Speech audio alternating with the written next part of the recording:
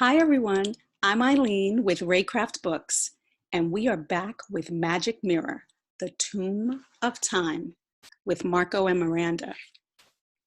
And we're on chapter 5, and they have just gone back in time. So guess what? I'm going with them. I got my gear on. How about you? Okay, see you there. Chapter 5, The Chamber.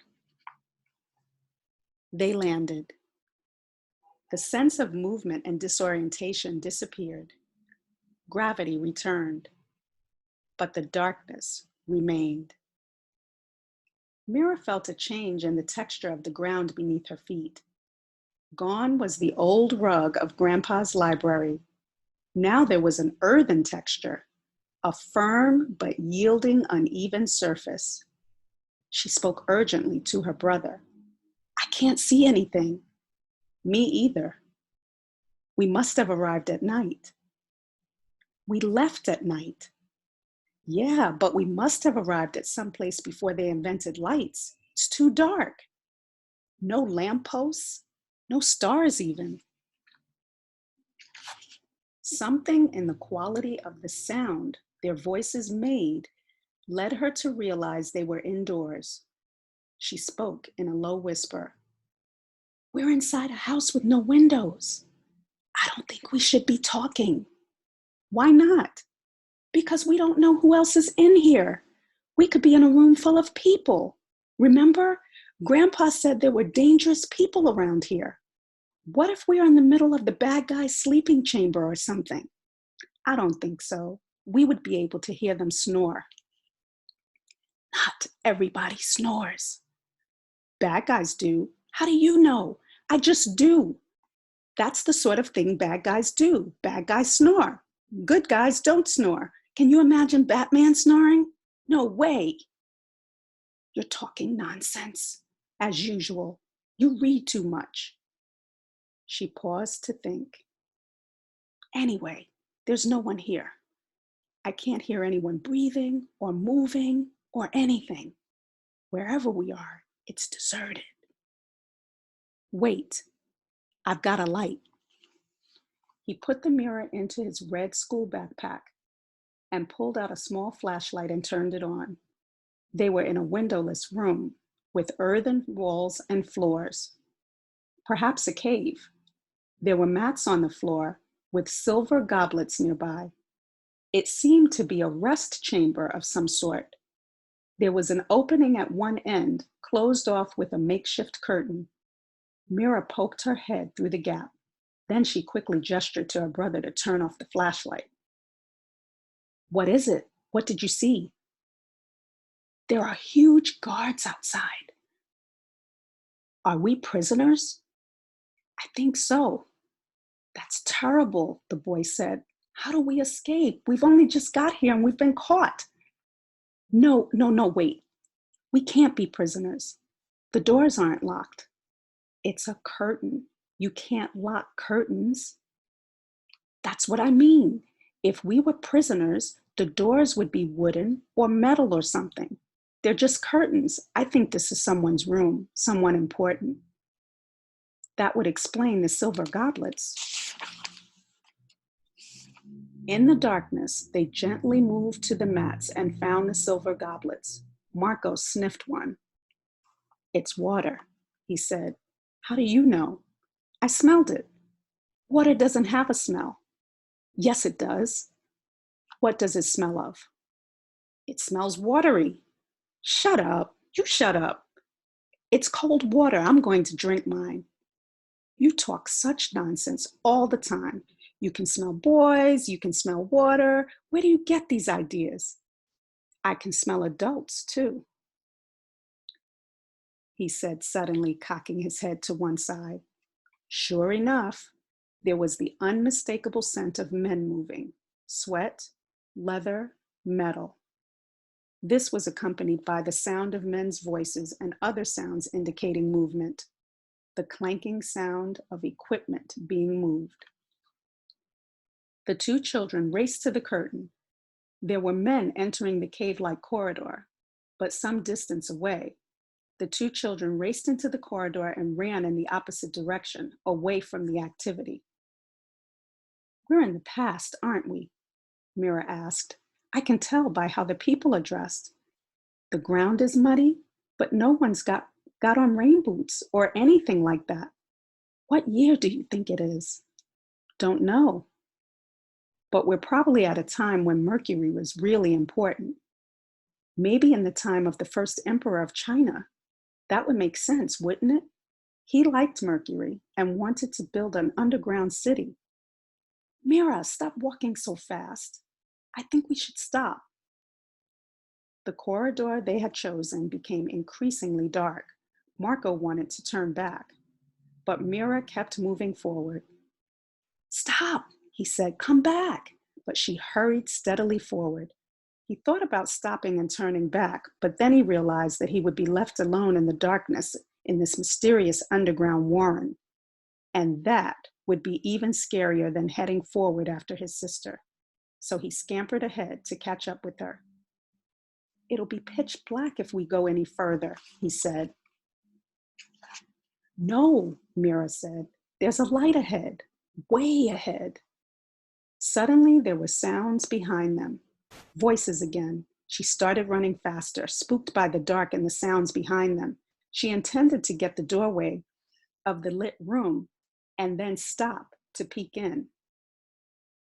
But as she came to a halt, 90 pounds of a small boy slammed into her from behind. The two of them tumbled into a large chamber carved into the tunnel. In it, a group of powerful-looking men sat around a table. The biggest, scariest-looking one turned to face them. "Well, what do we have here?" he asked. The men looked hostile, angry to have been interrupted. One man reached for his sword handle. Another picked up an axe. Mira, terrified, gave a smile and waved her hand. "Hi," she said with fake cheerfulness. "How are you guys? How are you guys doing? Nice cave." The men stared at the two children, but the initial looks of hostility changed to expressions of intense curiosity. Mira was puzzled. Did they not have children in this community? Then she realized they were looking at their clothes. "Who are you?" said a tall man with a small pointed beard and thick eyebrows. He was elegantly dressed in a blue robe, which appeared highly unsuitable for mining or whatever similar activity was taking place here. We are, we are, stammered Mira. Then she had an idea. "We are the children of the emperor," she barked. That was probably the best line to make sure they were not immediately put to death. Then a thought struck her. What if this group of people hiding furtively underground were rebels plotting to kill the emperor? Had she said the worst possible thing?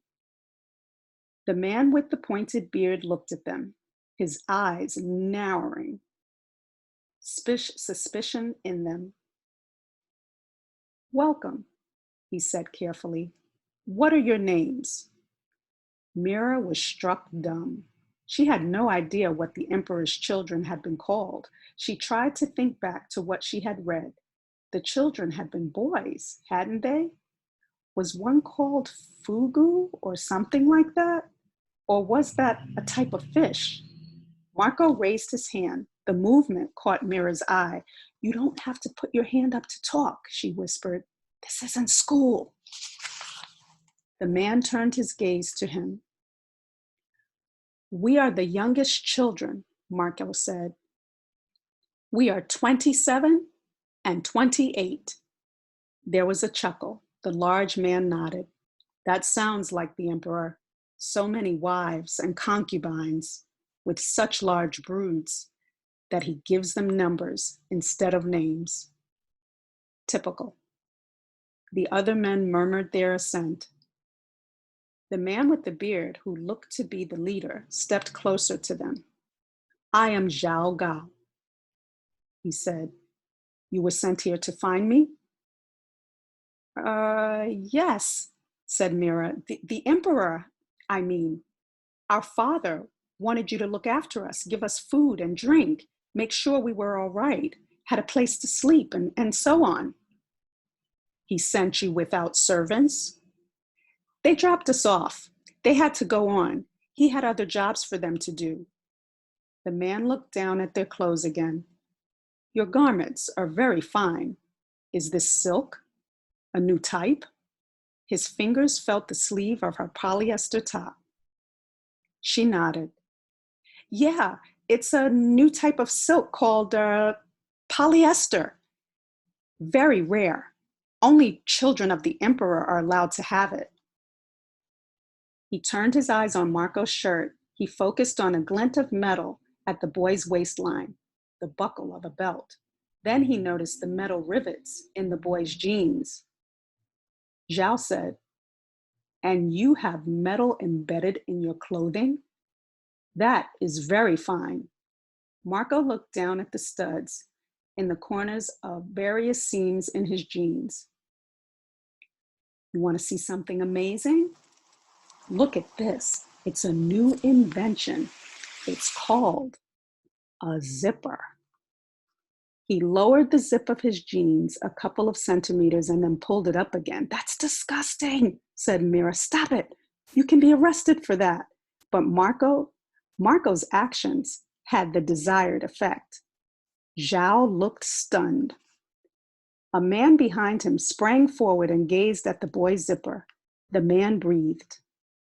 Metal that is pliable, as soft as cloth, and which opens and closes at will. The boy was wise enough to ram home the advantage he had won for them. Only the emperor's children get this sort of thing, said Marco. It was invented especially for us. We call this part of the garment a fly. Why? Asked the man. The boy's brow wrinkled. I don't know. He turned to his sister. You know, I never thought about that. Why are they called flies? They don't fly. The atmosphere in the room changed. Now all the weapons had been lowered and the men were standing in some reverence. Thank you, Levi Strauss, Mira mumbled. Zhao Gao bowed slightly. Welcome to the necropolis, he said. Chapter 6, City of the Dead. When Zhao Gao offered to organize a tour for them, the children were not enthusiastic. Who wanted to spend hours trekking through dark underground tunnels? But then they realized that this would be the best way to learn about where they were and to find room 210. So, after a quick consultation between themselves, they happily accepted the offer and were delighted to find that much of the tour was on the surface. The first thing the emperor's representative did was take them up to ground level. It was not night in this place. Late afternoon.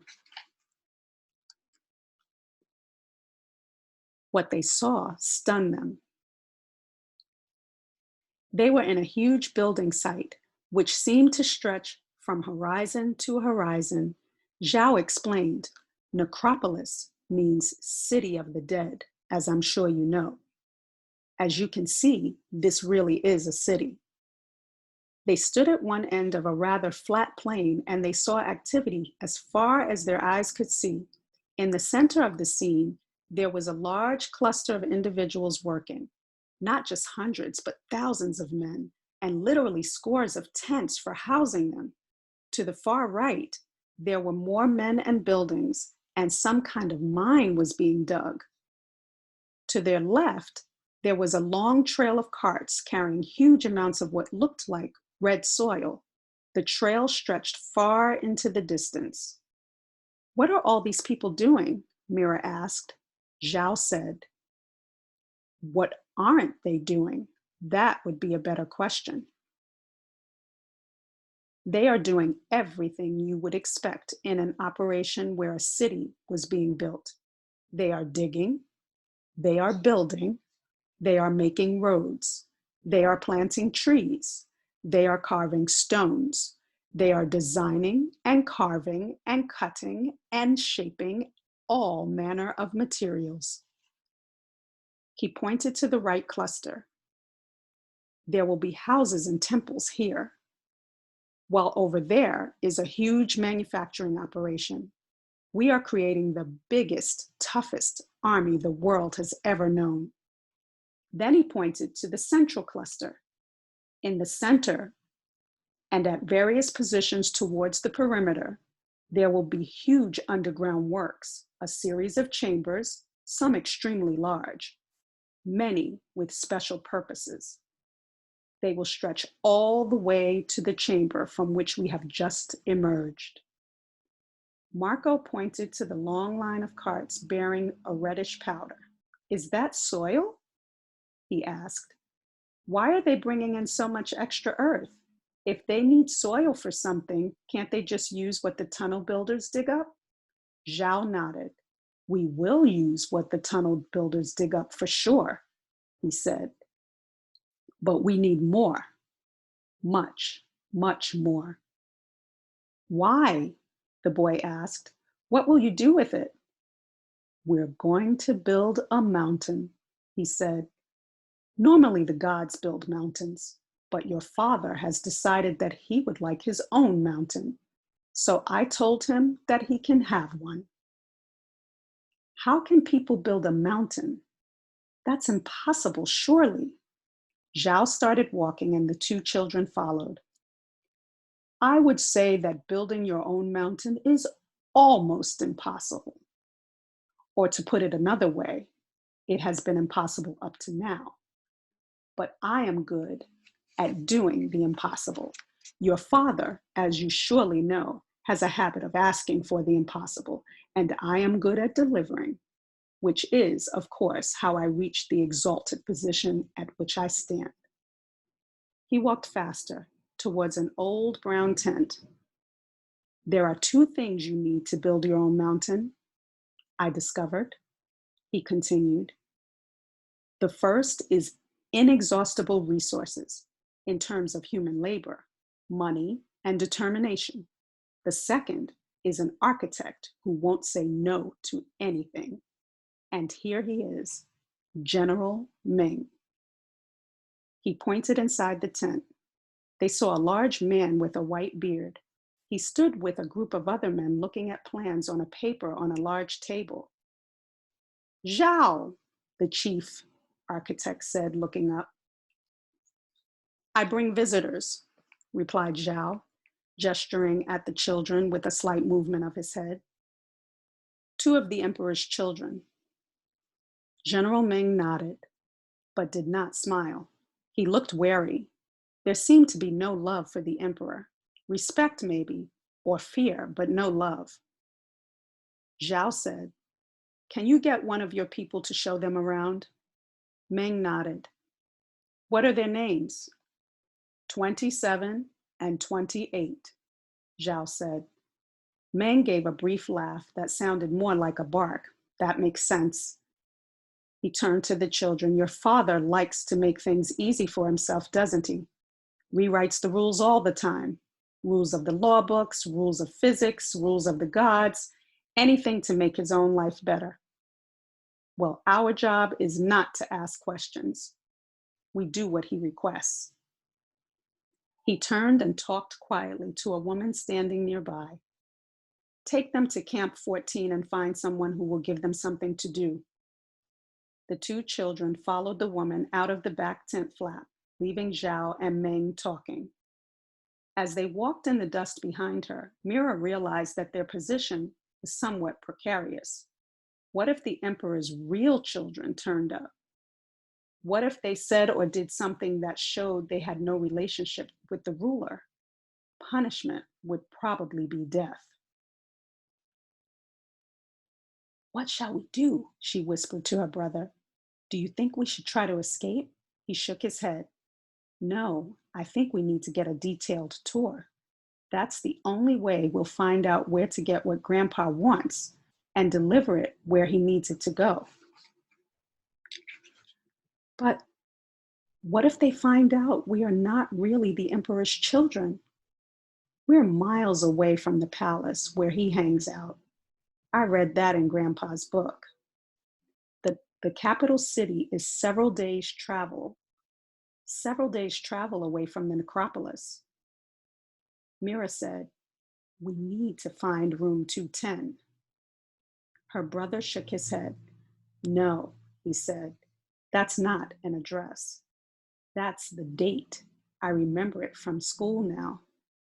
This is 210 BCE. They walked in silence for a while, taking in that remarkable thought. Marco said, so the king isn't likely to pop over to the building site to visit.